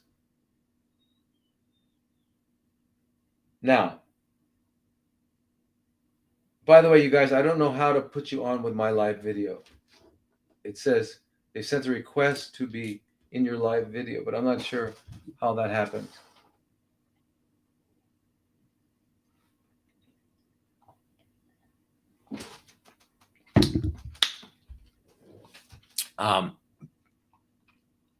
So now, just by the laws of osmosis, water goes in the direction where there's less water. So if I have a container here with pure water and I have a container here with salt and water, there's less water because there's salt in there. So the water is going to go in there until the volume has increased until there's equal. That's called osmosis. So if you just do a regular water enema, your body's going to absorb it because there's salt in your blood. There's 0.9% is the concentration of salt in your blood. So what you want to get is salt. So get a quart and put about a half a teaspoon of salt. Mix it up. I would actually put it on the stove and heat it up in a glass pot. Heat it up so that your finger, you don't feel hot, you don't feel cold. It's just body temperature. Heat it up just helps it dissolve quicker. How salty do you want it? You want it about as salt. You want it as salty as the blood is. You don't want it more salty or less salty. And it doesn't have to be exact. But so, for example, everyone has had a cut and they taste blood. They have an idea what blood tastes like. So when the salt is about blood, the water tastes about that salty. That's it. It's about a half a teaspoon per liter. About. And what that'll do is that'll just go in and let it come out. So you lie down on the ground in your bathroom. You lock the doors. You're private. You have a nice pillow for your head. You have 2 or 3 or 4 pillows for your under your butt, so that your butt is higher than your chest. You got your enema bag hanging up in the back of the door. You got the tube coming down. You've got the air out of it. You opened it up so the air's out. You don't want to put air inside of you. You use a lubricant like coconut oil or something like that. Don't use petroleum products. You lie down and you insert that little tube into your rectum, and then you can open up the water and let it flow in. You'll feel it getting full. You feel like you got to go. Just close it off. Hold it for a while. Just hold it. Just see how long you can hold it. If you can't hold it, get up and evacuate. But if you can hold it, let it go, and you'll get past that air pocket, and then you can open up again, gas pocket. You can open up the flow again, and you can keep doing that till you can get as much in as possible. Once you get as much in as possible, then you evacuate. Then you lie down and you do it again. And you do it and do 2, 3, whatever you need to do to really clean out, to feel cleaned out. Now, once you feel cleaned out, now you can do a retention animal, which would be, something else. Like, what time is it? Oh, I still have time.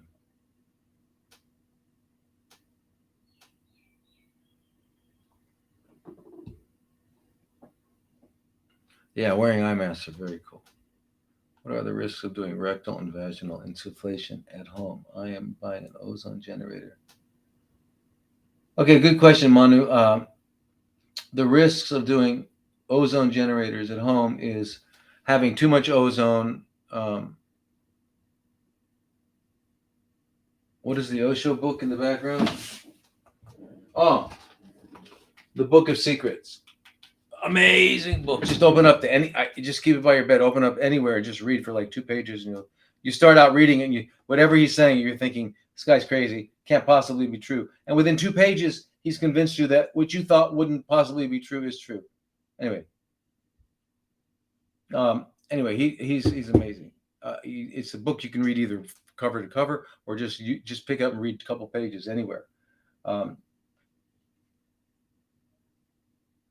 Yeah, I'm looking at Instagram questions right here. Instagram. Can you see? These are all Instagram questions. Yeah. I don't know why people don't think that. That's all I've been answering. By the way, I haven't answered anybody else's questions. I haven't even gotten anywhere else. Okay. These are Instagram.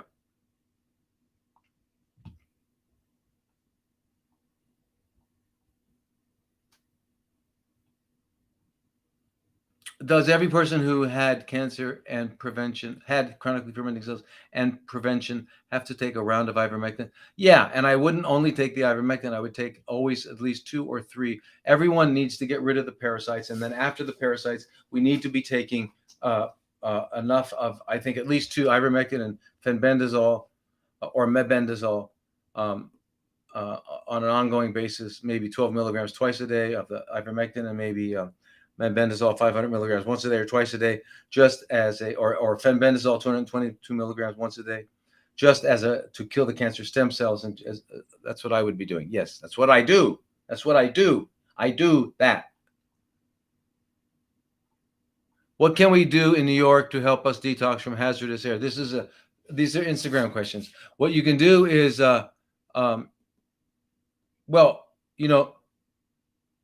there are HEPA filters which claim to get out 99% of the particulate matter, which is good. I would use that. And then when you leave the house, turn on a very strong ozone generator and ozonate the house, because the ozone will kill all the hydrocarbons in the air and all that stuff, all the off-gassing from the furniture, from the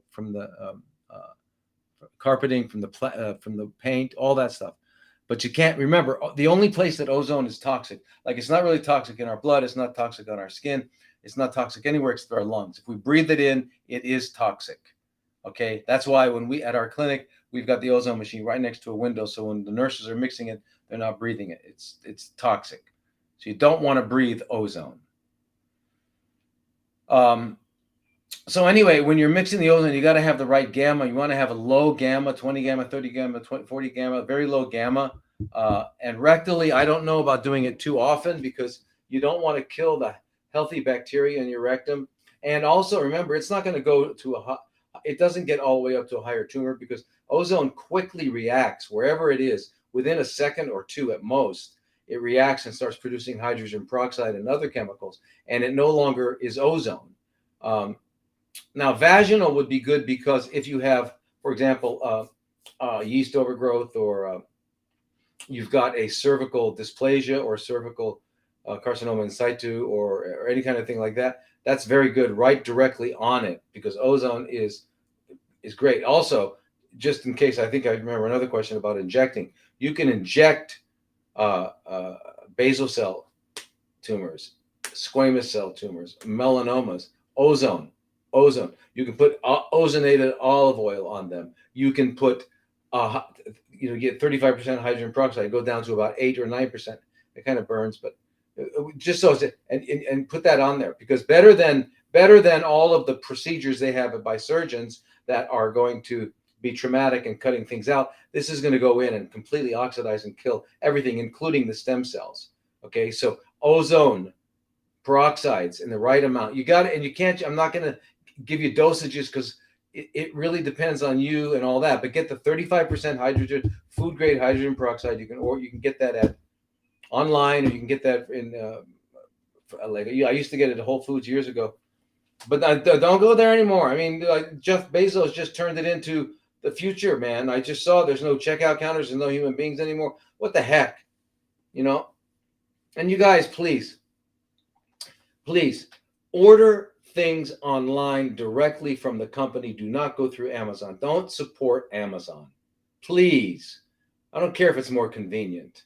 It won't be more convenient when you're sitting in a 15-minute city and you have no freedom. So it's not convenient, believe me.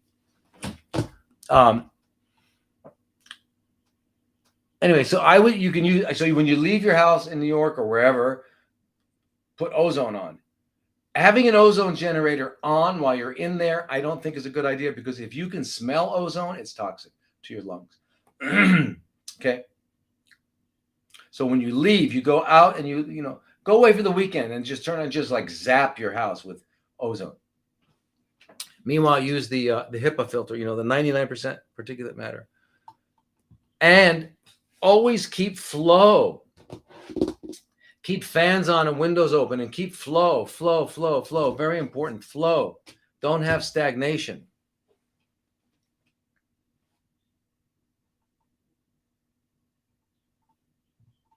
How is low glucose bad through the night? 60 plus. I do fast every day. No, not at all. Low glucose, 60 is not. 60 is fine. 60 is fine. 60 is fine. If you're not feeling symptomatic, if you've got a very low fasting insulin and your body is exquisitely sensitive to insulin, then a 60 is fine. And also, if you're in good shape, if you're a runner, if you're whatever, you've got a low, you've got low resting heart rate. Your metabolism is, you're making more out of less. You have a more efficient physiology. So, no, not necessarily at all. So, and this was in response to your thoughts on apple cider vinegar on a mole. I don't think it's going to do much. Apple cider vinegar has a pH of 2.0. It's not going to do anything. Thoughts on tumor markers? Do they always mean recurrence? Not at all. Not at all. Not at all. Do they always mean recurrence? Sometimes they do. Sometimes they don't. We really don't know. But remember, there's no such thing as recurrence, really. It just never went away. We never got rid of the cancer stem cells.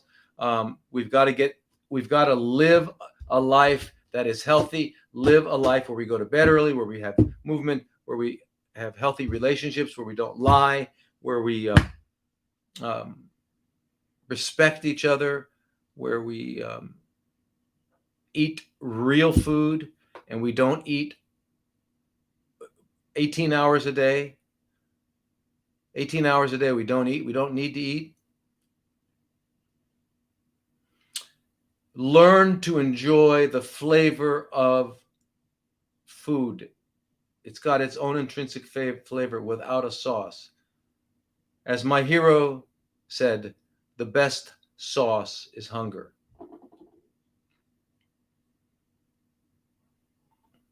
Does amalgam removal, while this is still Instagram, ladies and gentlemen, and boys and girls, and whatever, and furries and whatever, does amalgam removal while on oral chemo and Zoladex shots make cancer worse? No.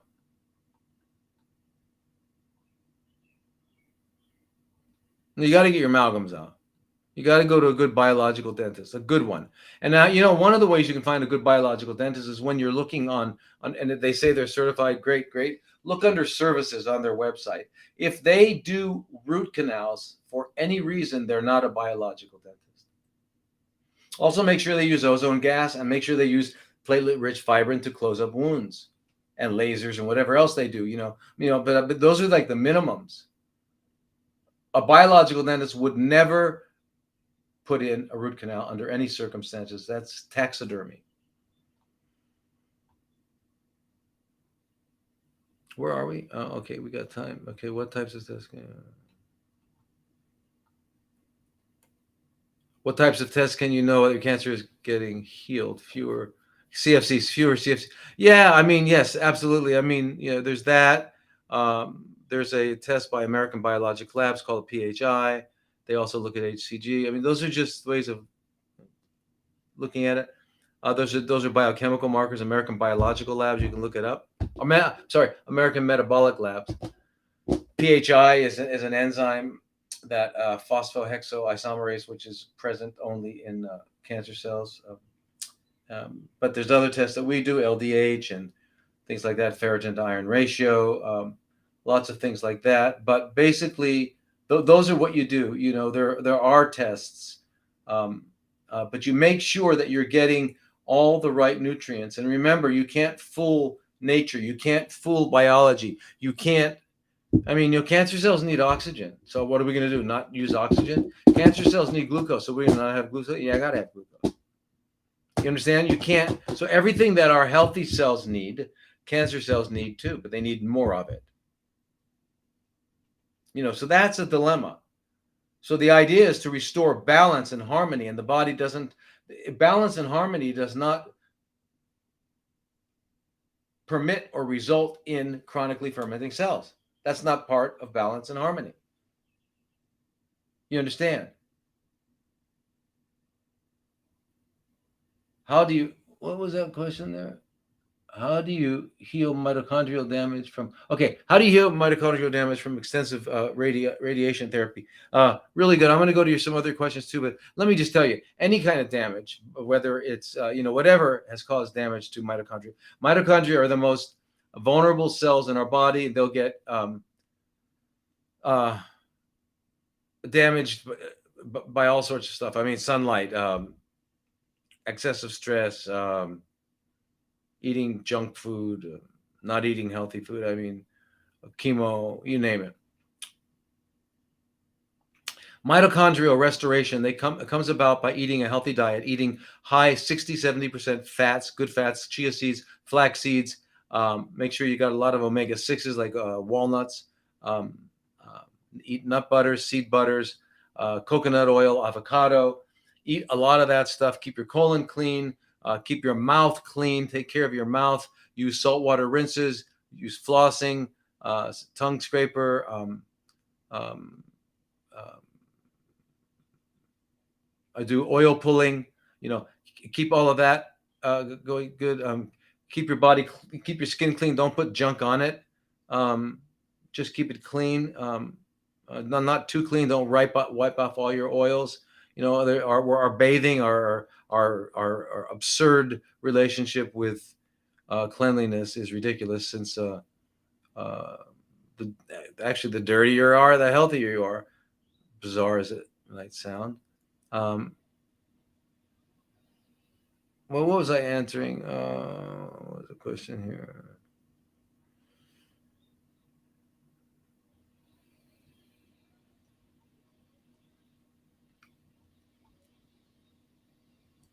Oh yeah. What was your question here? Yeah, mitochondria. Okay, there's two there's two peptides that are specifically good for mitochondria. One is called SS31, and the other one is called MOTS-C. MOTS-C. I think Peptide Sciences will have them, or a compounding pharmacy. Make sure your compounding pharmacy knows what they're doing. Try to get a certificate of analysis from anybody. Make sure you've got the right thing. Okay, but peptides are very important. Those are mitochondrial peptides, very important. But eating right, having fats, because remember, and antioxidants, eating lots of flavonoids in plants so that you have flavonoids and you have antioxidants, because there is a fat that's made only in mitochondria. It's called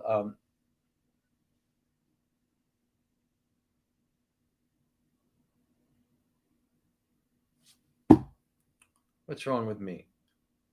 It's called anyway, this fat that's made in mitochondria. What the hell's wrong with me?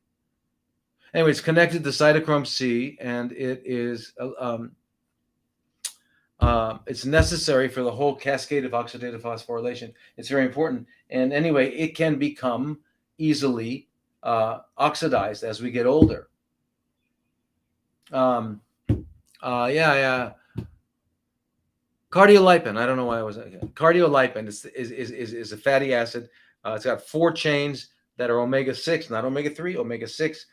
Very very important, and they keep now that SS31 keeps that together. So you're talking about the mitochondria. SS31 will keep that together, where the cytochrome C is, where the whole process of oxidative phosphorylation happens. More efficient production of um,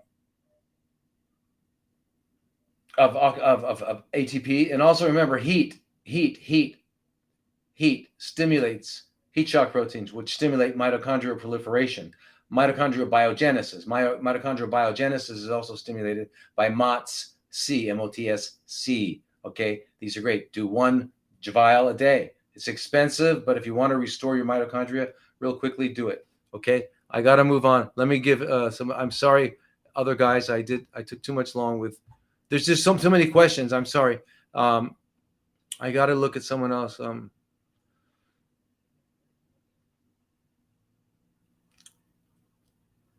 We talked about enemas. The good coffee is S.W. Wilson. S.W. Wilson in Canada. They've been doing it for decades. He's got the blonde coffee, and it's the lightly roasted. You can't be too dark because you have lead. Anyway, look into I read that S.W. Wilson. That's where we get ours. Unless you are a coffee grower or you live near one and you can do your own mild roasting. You can do coffee enemas are not for cleansing. You do a cleansing enema first, then you do a coffee enema. You clean out the waste, then you put in a small amount, 1 cup of coffee, 3 tablespoons of blonde coffee from S.W. Wilson in 2 cups of water. Boil it and simmer it down to 1 cup. Strain it in a strainer. Put that in after you cleaned out the feces so that it will get up to the wall and be absorbed, and you'll get an increase in the production of glutathione as transferase in your liver. Yeah, do that. Do it daily.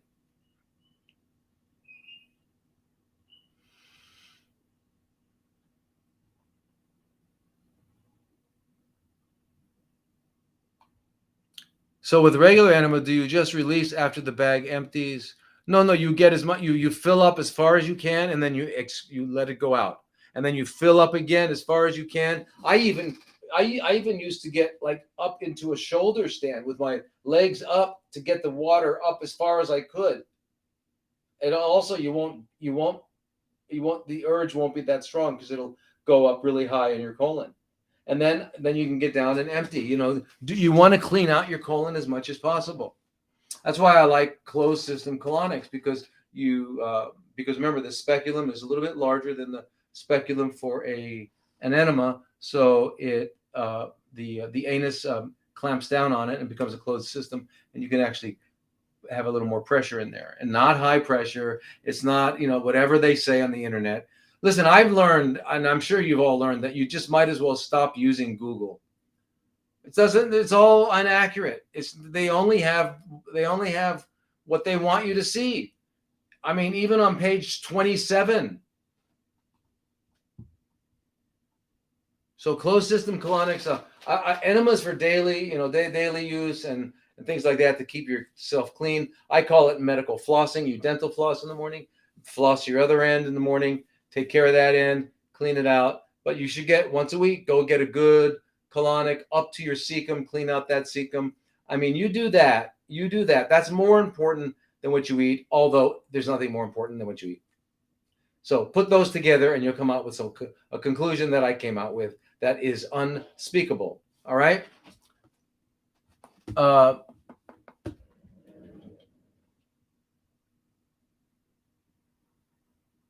Hi, everybody. S.A. Wilson. God, thank you. I'm glad you guys are all helping me. I need a bunch of assistance because I'm like totally spaced out. A result of you mentioned taking spirulina in one of your podcasts, but I keep seeing warnings about it containing B12 that will compete with B12.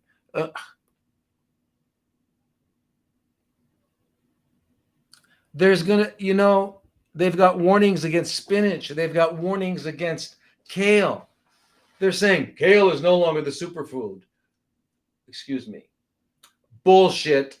It's still a superfood. It always has been a superfood, and it always will be a superfood. And so will broccoli, and so will cabbage, and so will bok choy, and so will spinach. All of these, and parsley, and all these things. All of these phytonutrients you're not going to find in the corpse of an animal unless you eat its intestines and you drink its blood like a carnivore would. So if you're going to kill an animal and you're going to open its belly and eat the intestines where it's digesting the plants that it has eaten, then you might get a fully nourished diet. Then and only then.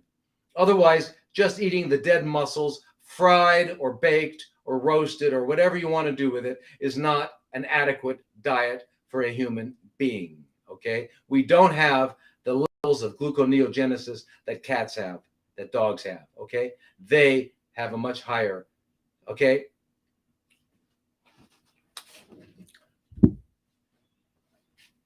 Yeah, I'm not going to. Well, you know, you guys, I could keep going and keep going. I have here's a website question. I have recurring shingle outbreaks in my mouth when I have stressors like dental work or emotional stressors. And a grandmother. In September, I will be visiting a newborn in Japan. How can I avoid having an outbreak? Should I get a vaccine for shingles? The word vaccine, please eliminate that from your vocabulary. Never think it again. This is not a word that you should know. It's a Rockefeller word. Shingles is a recurrence of chickenpox. It's in a group of a family of viruses, if they exist, and who knows, called the herpes viruses. And we all know of herpes 1 and 2, which are genital and oral, but we also know of herpes number 3, which is Epstein-Barr, and then we know cytomegalovirus, and then we know varicella, we know chickenpox. Anyway, how do you avoid it? By keeping your immune system strong. It's not that it is there and it comes out and it's going to get you. Remember, there's no it. It's our immune system gets suppressed. So if you're going on a trip, you must be somehow stressed out or doing something to do that. Now, one of the things that people look at with any of these kinds of outbreaks is the relationship between lysine and arginine. Okay, and you've got to have enough lysine and a lot of people take lysine to prevent outbreaks. Lysine is an amino acid. Arginine is an amino acid. And so, you know, that's one way of doing it. The other way is getting plenty of sleep, going to bed early, eating healthy food, not eating 18 hours a day, moving around all day, doing these things, and then learning to shut up, learning to turn your mind off, learning to listen to your breath, learning to meditate all the time. If you don't need your mind to get you from here to there, don't just sit around and let it tumble. Give it some work to do. Tell it to listen to your breath.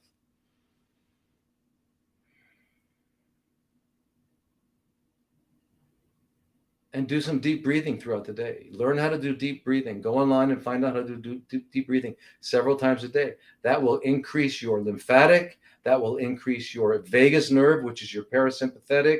I mean, all of these things are very important for, and I would like everybody to start looking at and asking the question, what can I do to change my life so that I can come into balance and meet all of my biological, psychological, and spiritual needs, instead of asking the question, what can I take to get rid of X, Y, or Z? Because that is the Rockefeller world. And that is the world that is a fantasy and a myth. And the great priests of that myth are called MDs, mythology doctors. And with that, I bid you a farewell and sawadee kap. Namaste, namaskar, adios, arrivederci, whatever else. I don't know all the languages, I'm sorry. Don't mean to offend anybody. But anyway, you guys are cool. I love you all. See you next week.